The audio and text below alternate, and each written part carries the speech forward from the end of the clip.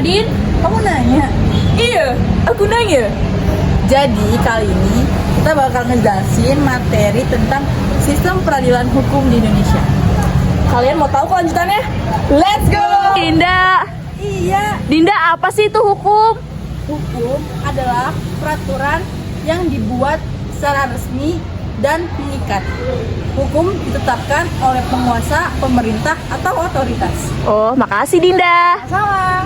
Kalian tahu nggak sih apa itu sistem hukum? Sistem hukum adalah keterkaitan antara komponen hukum dalam mencapai tujuan hukum. Kalian tahu nggak sih bahwa hukum berlaku di masyarakat dan ditaati oleh masyarakat karena hukum memiliki sifat yang memaksa dan mengatur. Demikianlah, hukum itu merupakan pagar pembatas pada manusia agar manusia dapat hidup damai, aman, dan tentram. Misalnya, pengendara yang sedang berada di lalu lintas. Contoh, pengendara yang ada di lampu merah. Otomatis saat lampu merah berwarna merah, pengendara akan berhenti, dan saat lampu berwarna hijau, pengendara pun akan melaju. Pada semangat gak nih? Semangat dong, mau lanjut part 2 nggak nih? Kelamaan Din, gas lah. Sebelum lanjut, kita mau isoman dulu ya. Apa tuh dulu sama? Istirahat, sholat, makan. Yuk. Kompetensi relatif, yaitu kompetensi yang berkaitan dengan tugas dan wewenangnya untuk mengadili suatu perkara. Kompetensi absolut adalah kompetensi yang berkaitan dengan badan hukum atau badan peradilan. Hai, kalian tahu nggak sih kalau hukum itu dapat digolongkan sebagai berikut. Yang pertama, berdasarkan bentuknya, berdasarkan tempat berlakunya, berdasarkan waktu berlakunya, berdasarkan sumbernya, dan berdasarkan cara mempertahankannya. Kalian tahu nggak sih, dalam hukum itu terdapat unsur-unsur. Yang pertama, peraturan mengenai perilaku manusia dalam kedaulatan masyarakat.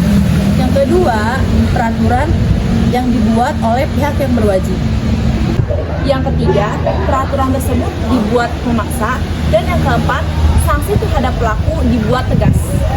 Anyong, tingkat peradilan lembaga di Indonesia terdapat 3. Yang pertama, tingkat peradilan pertama yang berkedudukan di wilayah kota atau ibu kota, dan tingkat peradilan yang kedua yang berkedudukan di wilayah provinsi serta kasasi oleh Mahkamah Agung. Apa? Bila tahu nggak sih sikap yang sesuai dengan hukum dan sikap yang bertentangan dengan hukum? Apaan tuh? Yang pertama, sikap yang sesuai dengan aturan hukum yaitu mematuhi perintah orang tua, menaati tata tertib sekolah, dan yang terakhir, mematuhi peraturan lalu lintas. Bila tahu nggak sikap yang bertentangan dengan hukum? Tahu dong, contohnya melawan orang tua, terus tidak menaati peraturan sekolah, dan melanggar aturan lalu lintas. Nah, jadi itu dia sikap yang sesuai dengan hukum Dan yang bertentangan dengan hukum. Semoga kalian bisa menaati peraturannya dan menjalankannya sesuai dengan ketentuan yang berlaku. Dadah. Salam si. Hai, jadi di sini kita akan menjelaskan tentang norma-norma jika kita melanggar aturan hukum yang berlaku. Yang pertama, norma agama. Kalau kalian melanggar, kalian akan mendapatkan dosa. Yang kedua, norma kesusilaan. Jika kalian melanggarnya, kalian akan menanggung rasa malu dan penyesalan. Yang ketiga, ada norma kesopanan. Kalau kalian melanggarnya, kalian akan dikucilkan. Yang keempat, norma hukum. Jika kalian melanggarnya, kalian akan mendapatkan denda dan dipenjara.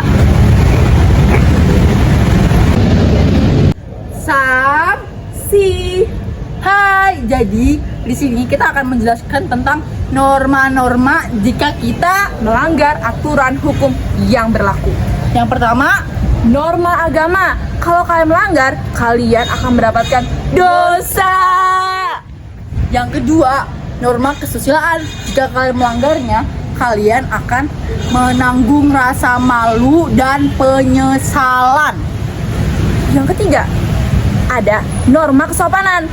Kalau kalian melanggarnya, kalian akan dikucilkan.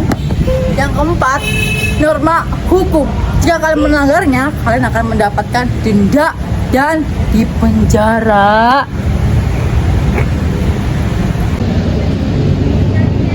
Saya Dinda Fibriani, saya mengaku salah atas perbuatan saya yang mengobrol di jam pelajaran.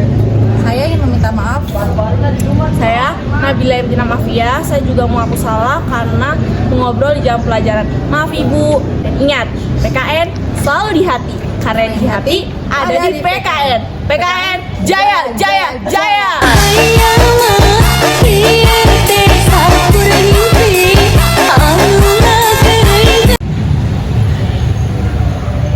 Dinda, Kenapa, Bil? kenapa kamu bersedih?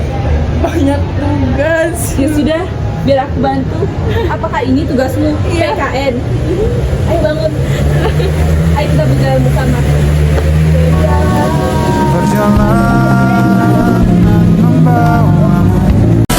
Welcome to Sahara.